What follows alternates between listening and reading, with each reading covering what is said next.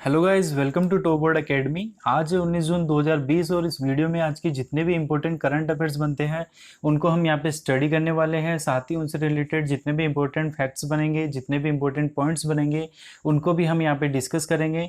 अगर आप इस वीडियो को पूरा देखेंगे और इसमें बताए गए सारे क्वेश्चंस को आप अच्छे से याद करेंगे तो आने वाले एग्जाम्स में आपके करंट अफेयर का एक भी क्वेश्चन गलत नहीं होगा। तो उम्मीद करता हूँ ये वीडियो आपके लिए बहुत हेल्पफुल होगी और आप इसे पूरा देखेंगे। साथ ही अगर आप टॉप बोर्ड एकेडमी के चैनल पर नए हैं तो इस चैनल को सब्सक्राइब जरूर कीजिएगा। वीडियो पसंद आए तो इसे लाइक जरूर करना। अगर आप इस वीडियो का पीडीएफ फॉर्मेट डाउनलोड करना चाहते हैं तो उसे आप हमारे टेलीग्राम ग्रुप से डाउनलोड कर सकते हैं। टेलीग्राम ग्रुप का लिंक मैंने डिस्क्रिप्शन में दिया है, वहां जाके आप इसे डाउनलोड कर सकते हैं। तो चलिए आज की वीडियो की शुरुआत करते हैं। आज की वीडियो का जो पहला क्वेश्चन है वो ये है कि हाल ही में कहाँ पे दिव्यांगजनों के लिए समग्र क्षेत्रीय केंद्र का उद्घाटन किया गया है। ऑप्शन हो गए नई दिल्ली, रांची, चंडीगढ़, जयपुर। ओके, तो जो दिव्यांगजनों के लिए समग्र क्षेत्रीय केंद्र का उद्घाटन है वो अभी अभी किया गया है कहाँ पे? झारखंड के रांची में। ठीक है, तो झारखंड के रांची में दिव्यांगजनों के कौशल विकास के लिए, पुनर्वास के लिए, रोजगार के लिए समग्र क्षेत्रीय केंद्र का अभी अभी उद्घाटन किया गया है। और इस केंद्र का उद्घाटन किसने किया है? इसका उद्घाटन केंद्रीय सामाजिक न्याय और अधिकारिता मंत्री थावरचंद गहलोत और केंद्रीय जनजातीय मंत्री अर्जुन मुंडा ने मिलकर किया है। ठीक है, और यह जो समग्र क्षेत्रीय केंद्र है, समग्र क्षेत्रीय केंद्र को सीआरसी कहते हैं। ठीक है, तो ये जो समग्र क्षेत्रीय केंद्र है यह 21वां समग्र क्षेत्रीय केंद्र सीआरसी होगा जो झारखंड में विकलांग लोगों की जरूरतों के लिए काम करेगा। ठीक है, जरूरतों को पूरा करने के लिए काम करेगा। अब यहाँ से झारखंड की बात हुई है तो हम झारखंड के बारे में थोड़ा सा जान लेते हैं कि जो झारखंड के सीएम है वो हेमंत सोरेन है और यहाँ के जो गवर्नर है वो है द्रौपदी मुर्मू। ठीक है, तो इस तरीके से आप जब भी कोई क्वेश्चन याद करते हैं तो उससे रिलेटेड जितने भी फैक्ट्स होते हैं, जितने भी पॉइंट्स होते हैं वो भी डिस्कस कीजिए, वो भी मेमोराइज कीजिए। तो इससे आपको उस चीज़ के बारे में ज़्यादा से ज़्यादा नॉलेज होगा और उससे आपको आपके एग्जाम में बहुत हेल्प मिलेगी। ठीक है, तो चलिए नेक्स्ट क्वेश्चन पे चलते हैं। नेक्स्ट क्वेश्चन जो है वो ये है कि फ्लेक्सिबल फाइनेंसिंग स्कीम किसने शुरू की है। ऑप्शंस हो गए Bajaj automobiles, Maruti Suzuki India, Honda, TVS. Okay, तो जो फ्लेक्सिबल फाइनेंसिंग स्कीम है ये स्टार्ट की है किसने? मारुति सुजुकी इंडिया ने। मारुति सुजुकी इंडिया ने किसके साथ मिलकर? करूर वैश्य बैंक के साथ मिलकर नए कस्टमर्स के लिए सिंपल और फ्लेक्सिबल फाइनेंशियल स्कीम स्टार्ट की है। इस स्कीम में मारुति सुजुकी क्या करेगी कि जो वैन है इको मॉडल जो है उसको छोड़ के बाकी जितने भी मॉडल्स होंगे उनमें उन पे 6 महीने के हॉलीडे पीरियड के लिए बायर्स को कार की ऑन रोड प्राइस का 100% लोन देगी। जो कार की जो ऑन रोड प्राइस होगी उसका 100% लोन देगी और यह लोन सैलरी वाले या फिर सेल्फ एम्प्लॉयड जो कस्टमर्स होते हैं उनको 84 महीने, कितने? 84 महीनों की अवधि के लिए दिया जाएगा। ठीक है, अब यहाँ से हम मारुति सुजुकी के बारे में भी देख लेते हैं कि जो मारुति सुजुकी है इसकी सीईओ कौन है? केचिनी आयुकावा। ठीक है, कौन है? केचिनी आयुकावा। और इसके जो इसका जो हेडक्वार्टर है वो कहाँ पे है? नई दिल्ली में। ठीक है, अब करूर वैश्य बैंक की भी यहाँ पे बात हुई है तो करूर वैश्य बैंक के बारे में भी हम जान लेते हैं कि जो करूर वैश्य बैंक है इसके सीईओ कौन है? PR शेषाद्री। और इसका जो हेडक्वार्टर है वो कहाँ पे है? तमिलनाडु के करूर जगह पे। ठीक है, चलिए नेक्स्ट क्वेश्चन पे चलते हैं। नेक्स्ट क्वेश्चन जो है वो ये है कि कार्यक्रम My Earth Concert for Kids किसके द्वारा आयोजित किया जाएगा। ऑप्शंस हो गए TF1 group, NRJ group, Vivendi, Times group. तो जो My Earth Concert for Kids है ये आयोजित किया जाएगा किसके द्वारा? विवेंडी के द्वारा। जो विवेंडी है, अब ये विवेंडी क्या चीज़ है कि विवेंडी जो है फ्रांस की मीडिया और कम्युनिकेशन ग्रुप है। ठीक है, और ये इस माई अर्थ कॉन्सर्ट फॉर किड्स के लिए किसके साथ पार्टनरशिप करेगी? ग्रैमी पुरस्कार विजेता रिकी केज के साथ। ग्रैमी पुरस्कार विजेता कौन है? रिकी केज के साथ। ठीक है, इनके साथ ये पार्टनरशिप करेगी और इस प्रोग्राम को 21 जून को क्या है? वर्ल्ड म्यूजिक डे है, तो उस वर्ल्ड म्यूजिक डे के दिन 21 जून को इस प्रोग्राम को लाइव स्ट्रीम किया जाएगा। ठीक है। अब यहाँ से हम थोड़ा सा ग्रैमी अवार्ड के बारे में भी पढ़ लेते हैं कि जो ग्रैमी अवार्ड है इसे ग्रामोफोन अवार्ड भी कहा जाता है, और ये म्यूजिक इंडस्ट्री में अचीवमेंट्स के लिए रिकॉर्डिंग एकेडमी द्वारा दिया जाता है। किसके द्वारा? रिकॉर्डिंग एकेडमी के द्वारा। ठीक है, रिकॉर्डिंग एकेडमी के द्वारा यह दिया जाता है। और पहली बार ग्रैमी अवार्ड कब दिया गया था? 4 मई 1959 को। कब? 4 मई 1950, 4 मई 1959 को दिया गया था। ठीक है, चलिए नेक्स्ट क्वेश्चन पे चलते हैं। नेक्स्ट क्वेश्चन है कि किस फर्म को पीएम केयर फंड की ऑडिटर बनाया गया है? ऑप्शन हो गए BDO India, PWC India, SARC and associates, KPMG. Okay, तो जो पीएम केयर फंड की ऑडिटर बनाया गया है वो किसको बनाया गया है? सार्क एंड एसोसिएट्स को। सार्क एंड एसोसिएट्स को पीएम केयर फंड का ऑडिटर बनाया गया है। सार्क एंड एसोसिएट्स को अगले 3 साल के लिए इसका ऑडिटर बनाया गया है। ठीक है, अब यहाँ पे पीएम केयर्स फंड के बारे में थोड़ा सा जान लेते हैं कि जो पीएम केयर्स फंड है इसकी फुल फॉर्म क्या होती है? Prime ministers citizens assistance and relief in emergency situation. ठीक है, ये इसकी फुल फॉर्म होती है। इसकी स्थापना 28 मार्च 2020 को की गई थी, अभी हाल ही में इसकी स्थापना हुई है। ठीक है, और इसके जो चेयरमैन होते हैं वो इंडिया के प्राइम मिनिस्टर होते हैं। इसमें 3 ट्रस्टीज होते हैं। कितने? 3 ट्रस्टीज होते हैं। कौन कौन? एक तो मिनिस्टर ऑफ डिफेंस होते हैं, मतलब रक्षा मंत्री होते हैं। एक मिनिस्टर ऑफ होम अफेयर्स होते हैं, मतलब गृह मंत्री होते हैं। और एक कौन होते हैं? फाइनेंस मिनिस्टर, मतलब वित्त मंत्री होते हैं। तो ये 3 इसके ट्रस्टीज होते हैं। ठीक है, और यही मिलके इसके ऑडिटर का सिलेक्शन भी करते हैं। ठीक है, अब सार्क एंड एसोसिएट्स की यहाँ पे बात हुई है, तो सार्क एंड एसोसिएट्स के जो अध्यक्ष है वो कौन है? सुनील कुमार गुप्ता। ठीक है, कौन है? सुनील कुमार गुप्ता। ओके, अब चलिए नेक्स्ट क्वेश्चन पे चलते हैं। नेक्स्ट क्वेश्चन जो है वो ये है कि भारत के किस राज्य में रथ पर्व अथवा राजा पर्व मनाया जाता है? ऑप्शन हो गए पश्चिम बंगाल, ओडिशा, केरल, कर्नाटक। तो जो रथ पर्व है अथवा राजा पर्व है ये कहाँ मनाया जाता है? ये मनाया जाता है कहाँ पे? ओडिशा में। ठीक है, और यह पर्व 3 दिन तक चलता है। इसमें मानसून की शुरुआत और धरती माता की पूजा की जाती है। ठीक है, इन 3 दिनों के दौरान ओडिशा के लोग जमीन में खुदाई बुआई करना बंद कर देते हैं, क्योंकि वो सोचते हैं कि ये 3 दिन जो है वो धरती माता का मासिक धर्म होता है, इसलिए वो इसकी खुदाई और बुआई करना बंद कर देते हैं। ठीक है, और चौथे दिन जो होता है वो धरती माता का स्नान वाला दिन होता है।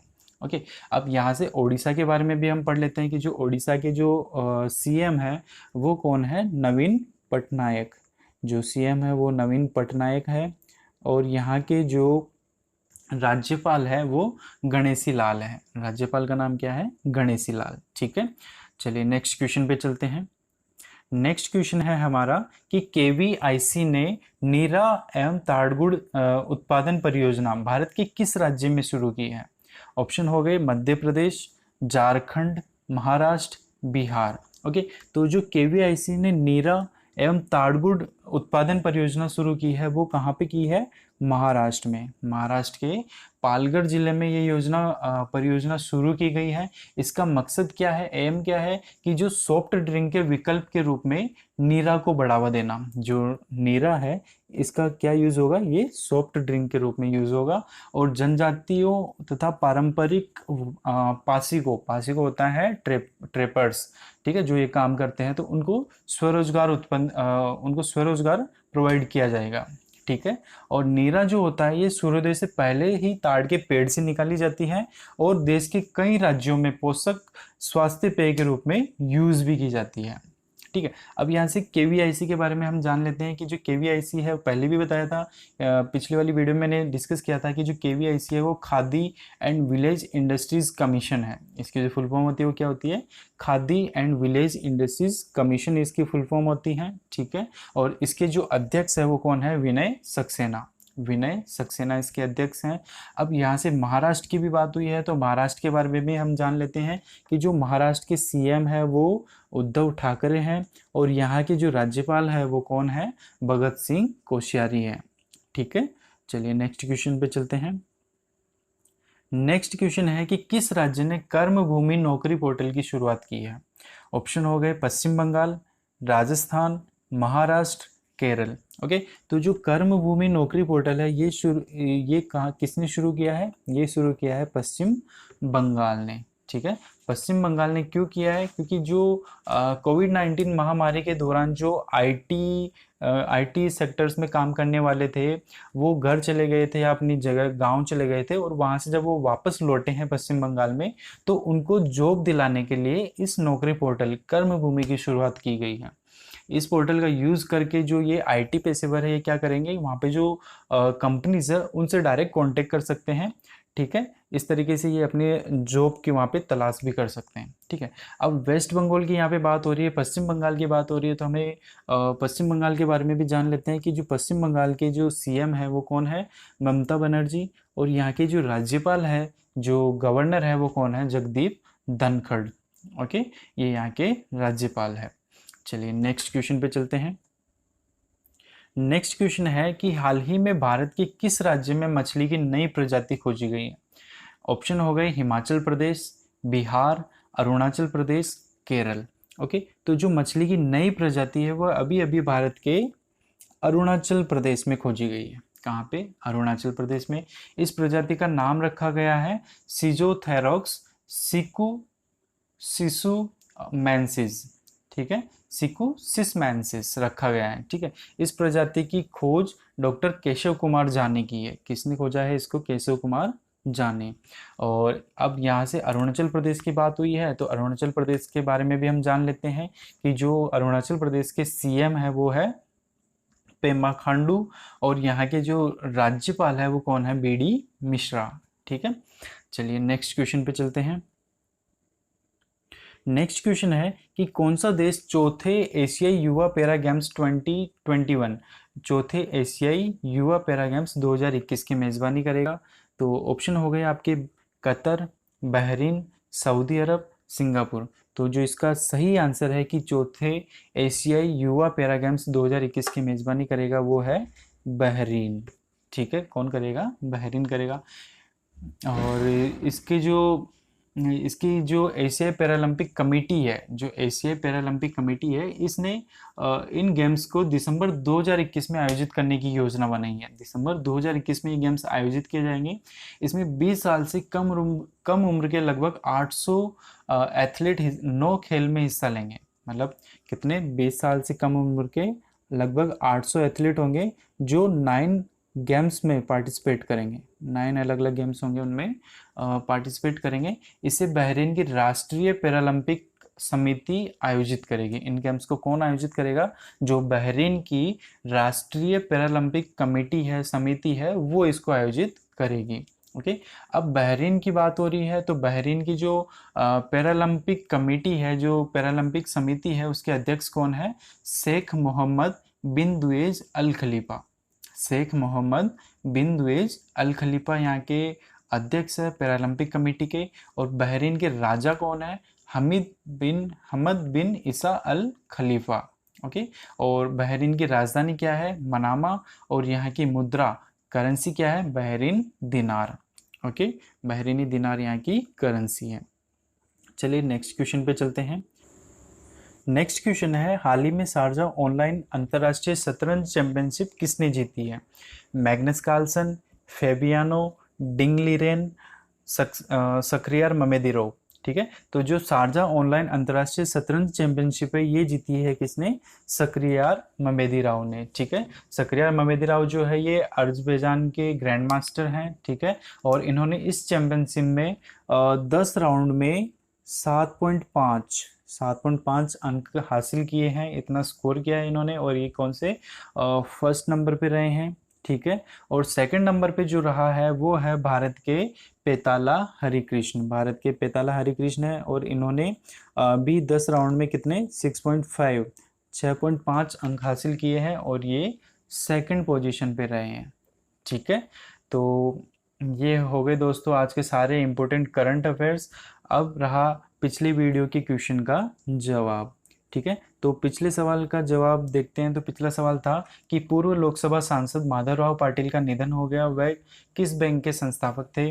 तो ऑप्शन थे सेंट्रल कोऑपरेटिव बैंक, धनलक्ष्मी सहकारी बैंक, राजकोट नागरिक सहकारी बैंक, जनता सहकारी बैंक लिमिटेड। ओके। तो जो माधवराव पाटिल थे ये जनलक्ष्मी सहकारी बैंक के संस्थापक थे, ठीक है। और 1998 में इन्होंने कांग्रेस के टिकट पर नासिक लोकसभा क्षेत्र से जीत हासिल की थी। 1999 में जब राष्ट्रवादी कांग्रेस पार्टी का गठन हुआ था तो उसमें उसको ज्वाइन करने वाले ये पहले व्यक्ति थे, ठीक है। अब रहा आज का सवाल। आज का सवाल है, मनरेगा के तहत सबसे ज़्यादा रोजगार देने वाला राज्य कौन सा है? ऑप्शन हो गए राजस्थान, मध्य प्रदेश, उत्तर प्रदेश, महाराष्ट्र, ठीक है। तो इसका जो भी करेक्ट आंसर है वो आप कमेंट बॉक्स में कर सकते हैं, और कोशिश कीजिएगा कि जब भी आप आंसर देते हैं तो उससे रिलेटेड जितने भी फैक्ट्स होते हैं, जितने भी पॉइंट्स होते हैं, वो सारी चीज़ें आप मेंशन करें। उससे क्या होगा कि आपको ज़्यादा से ज़्यादा उस क्वेश्चन के बारे में याद होगा, तो एग्जाम्स में अगर किसी भी तरह का क्वेश्चन आएगा तो उसको आप सोल्व कर सकेंगे, ठीक है। तो इस तरीके से आप आंसर राइट करने की कोशिश कीजिएगा, और इस क्वेश्चन का जो जवाब है वो आपको अगले वीडियो में भी मिल जाएगा। तब तक के लिए आप अपने सपनों को साकार करते रहिए, सपनों को साकार करने में लगे रहिए। अगर वीडियो अच्छी लगी है तो इसको लाइक करना, अपने दोस्तों के साथ, फैमिली मेम्बर्स के साथ इसको शेयर करना, और हमारे चैनल को सब्सक्राइब ज़रूर करना। Thanks for watching. कल फिर मिलेंगे नए वीडियो के साथ। जय हिंद।